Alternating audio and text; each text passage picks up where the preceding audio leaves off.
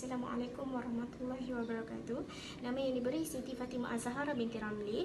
Hari ini saya ingin memberi peringatan ataupun bercakap tentang janganlah sesekali kita menilai orang, menghukum orang, ataupun seringkali kita dengar jangan judge orang.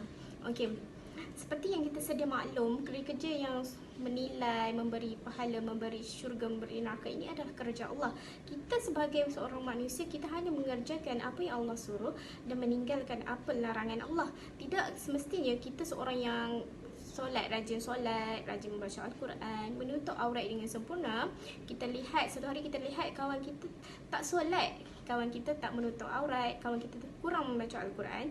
Jadi kita kata kat dia, oh ni orang macam ni mesti masuk neraka. Orang macam ni mesti dosa dia banyak kan. Jadi kita sepatutnya memberi galakan yang baik. Kita sepatutnya memberi dorongan yang baik kepada mereka untuk mereka berubah, untuk mereka lebih dekat dengan Allah. Tetapi kita kita sebagai seorang manusia biasa, kita boleh menghukum mereka dengan menyatakan kata-kata sini seperti tadi, mereka tidak layak ke syurga, mereka mestinya penghuni neraka dan sebagainya. Cakap mengenai jangan menghakimi orang ini, saya teringat akan satu kisah yang telah diceritakan dalam satu kitab mengenai seorang pemuda yang berada di Mesir. Ketika itu dia memainkan peranan sebagai seorang pemuda yang akan memanjat sebuah bangunan untuk melaungkan azan. Kerana pada ketika itu di Mesir tidak dapat lagi kemudahan speaker, sebab kisah ini adalah kisah yang lama ya. Jadi kita kena bayangkan pada waktu itu Mesir tidak ada lagi speaker untuk dapat didengari apabila melaungkan azan. Jadi mengambil tanggungjawab ini, seorang pemuda ini memanjat bangunan untuk melaungkan azan agar penduduk-penduduk di Mesir itu dapat tahulah ketika itu masuknya waktu solat.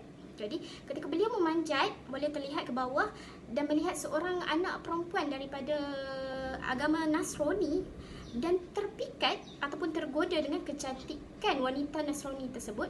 Lalu lelaki yang soleh tadi, dia turun ke bawah dan menyatakan hasratnya untuk berjumpa dengan wanita tersebut. Tapi wanita tersebut cakap ayahnya sedang berada di rumah, jadi mereka set tarikh lain. Jadi pada ketika itu pemuda itu pulang dan pada hari berkenaan, pada hari yang mereka sepatutnya berjumpa, pemuda tersebut telah datang ke rumah wanita itu dan mengetuk pintu, lalu diajak masuk oleh wanita Nasrani tersebut. Apa yang lelaki beriman tadi buat adalah masuk dan menyatakan hasratnya ingin untuk berkahwin dengan wanita Nasrani tersebut. Jadi wanita Nasrani itu membalaslah, kalaulah engkau ingin mengawiniku, engkau beragama Islam, manakala aku pula beragama Nasrani, ayah aku mesti marah.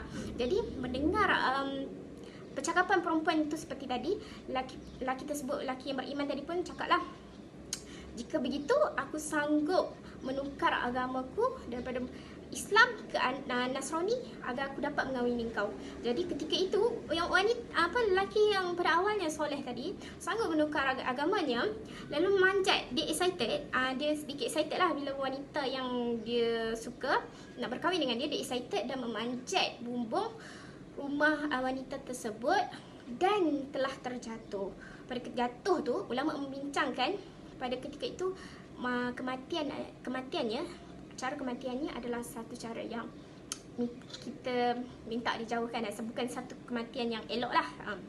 Jadi dia mati dalam cara tak elok, iaitu keluar murtad daripada Islam sebab dia tukar agamanya untuk berkahwin dengan wanita Nasrani tersebut. Jadi kesimpulannya, apa yang saya nak kaitkan dengan kisah ini adalah jangan kita merasakan diri kita lebih baik daripada orang lain walaupun kita tengok orang lain buat kemungkaran. Sebab apa? Sebab pengakhirannya hanya Allah Subhanahu Wa Taala sahaja yang tahu. Kita tidak tahu pengakhiran kita sama ada baik ataupun buruk. Jadi jangan suka menghukum orang. Lakukanlah kebaikan dengan seikhlas yang mungkin. Lakukanlah ibadah dengan banyak. Dan pada masa yang sama, jangan merasakan orang yang tak melakukan ibadah kepada Allah ini, mereka ini adalah orang-orang ahli neraka. Sebenarnya kita tak tahu. Boleh jadi mereka ini Allah berikan hidayah kepada mereka di saat-saat akhir, di saat-saat kematian mereka rasa nak dekatkan diri dengan Allah. Kita tak tahu. Jadi teruskan buat baik tanpa rasa diri kita lebih baik pada orang, tanpa rasa diri kita lebih baik pada orang lain. Okey, jadi itu je. Assalamualaikum warahmatullahi wabarakatuh.